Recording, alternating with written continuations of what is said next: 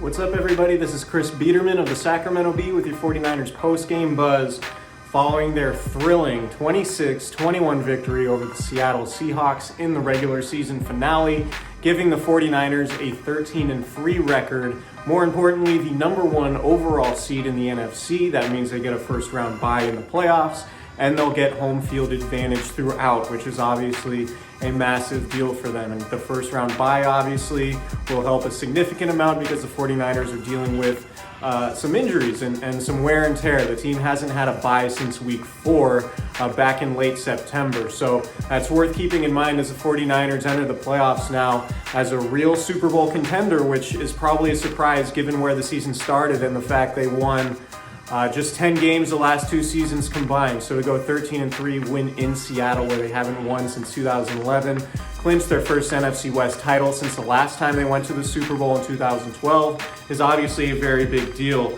The victory happened because the 49ers stopped Jacob Hollister, a Seahawks tight end, really at the 2-inch line. It seemed like he was just short of a go-ahead touchdown with 9 seconds left. And the 49ers have played a ton of games lately, in particular, coming down to the last second. Last week, they won on the last second field goal against the Rams. The week prior, they lost on a Julio Jones last second touchdown on a play that was eerily similar to this one, but the 49ers were able to make the tackle and ensure the win. So Dre Greenlaw, Fred Warner make that tackle.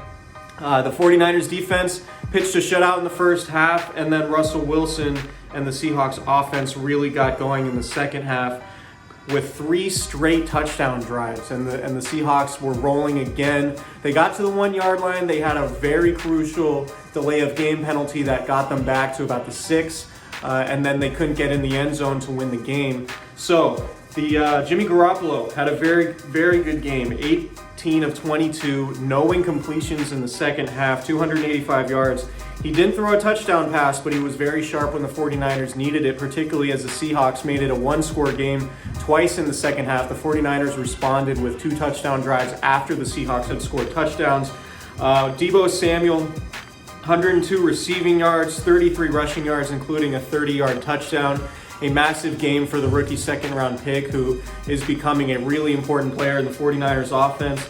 George Kittle, 86 yards. He's over 1,000 yards for the season, becoming the first 49ers tight end ever to have back-to-back 1,000-yard seasons. Obviously, he's just the 5th player in franchise history to record multiple 1,000-yard seasons. So that's obviously a big deal for them, but there's no bigger deal really for the 49ers than entering the playoffs as the number 1 seed. 13-3 is about as good a regular season as they could have hoped for. Obviously, the number 1 seed is the most ideal scenario you can have going into the playoffs. And now you look at the injury situations. With D4 dealing with a hamstring injury, he'll get an extra week. Strong safety Jaquiski Tartt has been dealing with a rib injury that's caused him to miss 4 straight games. So giving him an extra week to potentially get healthy for the stretch run in the postseason is going to be big. And the 49ers have to feel great. They know the NFC Championship could potentially go through Levi's Stadium. The 49ers are going to host their first ever playoff game at Levi's Stadium in a couple weeks. So you can't really understate the importance of this victory because it was all on the line and the 49ers came through when they needed it, capping a really impressive season for Kyle Shanahan, general manager John Lynch, and the organization that's really been struggling to field competitive teams these last few seasons. So kudos to the 49ers, and now it's on to the playoffs.